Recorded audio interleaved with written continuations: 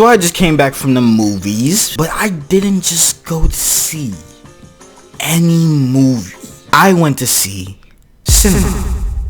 When me and my boy Seth pulled up to the theater, they didn't even ask what we were here to see. They already knew what type of timing we were on. Shit, I was so hyped I ordered the tickets online a week in advance. Yes, it was that serious. We had a packed theater, champagne was popping, girls was shaking butt in the corner. It was a movie. Now I'm lying about 2 of those things, but everything else I said was true. When I released my video on Love is War Season 3, I remember having one question in mind after the greatest climax in teen rom-com history. What is next? What now? And after months after the movie released in goddamn December, every romantic comedy fan out there finally gets to see the resolution to the kiss that broke the internet.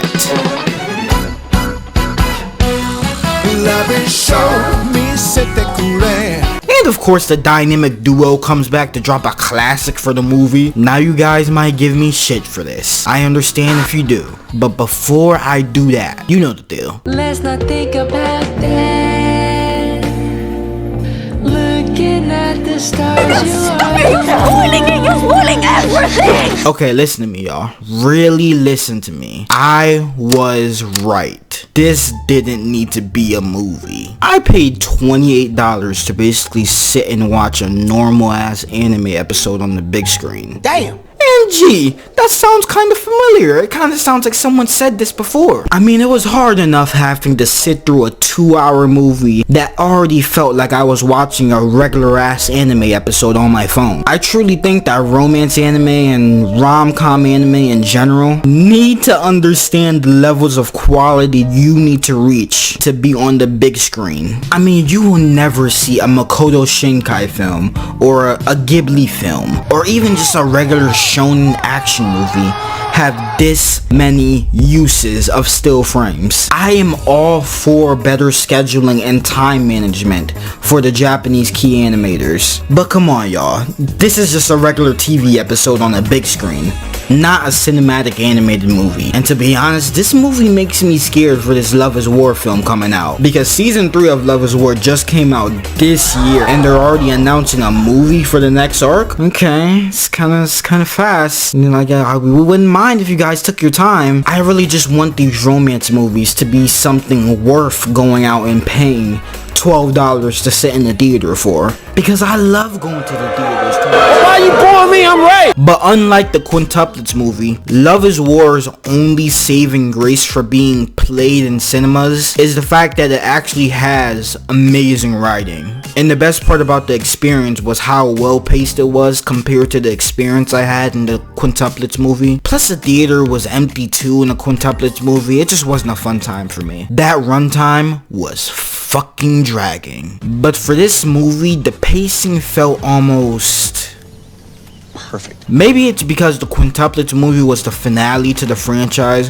while Love is War still has a bunch of story to go, actually exploring the dating aspects of teenagehood rather than just showing us a confession scene then going, alright, story's over, get the fuck out. Like what? We just got this. You know how long I've been waiting for this? Am I the only one that hates that this is a normal thing in romance anime and manga? You hook us with the idea of the will they, won't they story, but let's be for real, we all know they will, but we're all just waiting to see when. You let us know why they are the way they are throughout the course of the story, and slowly they start to feel less like characters, but actual people you can see yourself vibing with IRL. You introduce other characters that you start to care about their lives just as much as the main couples, and after months and months, years and years of back and forth bullshit, you reach a climax that fans either hate or love because it feels like it's in complete service to the characters you have built up to this point and not just rush garbage.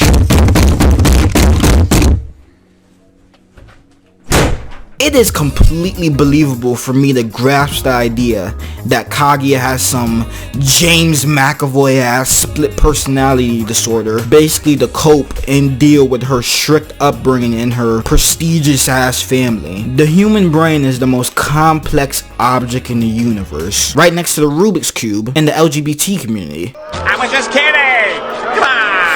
Come on, you guys know I was just kidding, right? And having the main character in your romance anime do mental gymnastics with herselves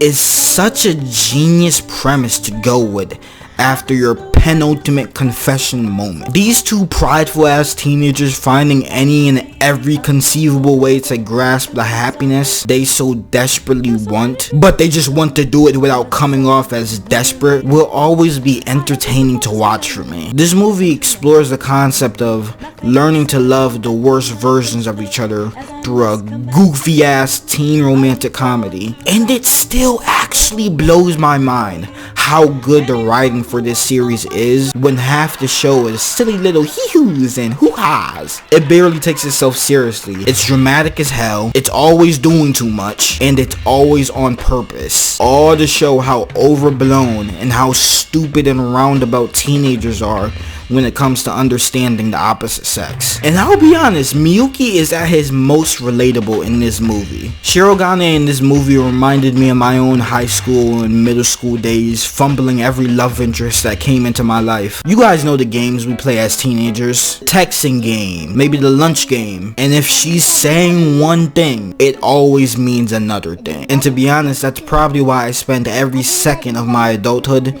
doing my best to understand the mind of a woman. I'm reading this book right now, and it talks about how when you listen to your woman, listen to her as you would the ocean or the wind in the leaves. What she says is the sound of her feelings. Her feminine speech is far more like poetry than like a clear-cut agenda for action. Her feelings, and therefore what she is actually going to do, could change in like 5 fucking minutes. It could change every 5 minutes. It's in some innate thing in your DNA that allows you to just change your mind whenever the hell you want to.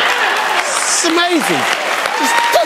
Shirogane deadass starts to visually glitch on screen trying to understand Kaguya's bullshit, and I swear it is the funniest thing ever. Genuinely made me chuckle, genuinely made me smile. My man actually had to be hospitalized because his brain imploded from confusion. He deadass just like me for real. God bless him. I love that the plot of this movie literally revolves around the two of them this time around, and I'm so happy for that, because if the movie started shoving in Ishigami's romance shit or maybe Miku's stuff, it would have been too much to take in all in one sitting. Shirogane actually gets some amazing development I wasn't really expecting. Remember how I said I related to him the most in this movie? Well, I wasn't joking. His arc of trying to juggle Kaguya's stuff and coming to terms with the fact he's 17 and his stress levels are about the same as the average Mappa-ki animator is actually compelling, and it all cultivates into the two both officially dropping all the games they've been playing and finally admitting their feelings to each other. Shit, they basically did it twice. So I'll be honest, there's not much to be upset about really. This movie just works. And after what I said about the quintuplets movie, I don't really feel like I'm contradicting myself too hard on it. Because yeah, it could have been condensed into the first couple episodes of season 4 probably, and it would have impacted everyone just the same. But instead they wanted to make the two of them actually becoming Facebook official into a movie, which is pretty on brand and funny for this show in its own way. So I'm going to give Kaguya-Sama Love is War the first kiss that never ends in 8.5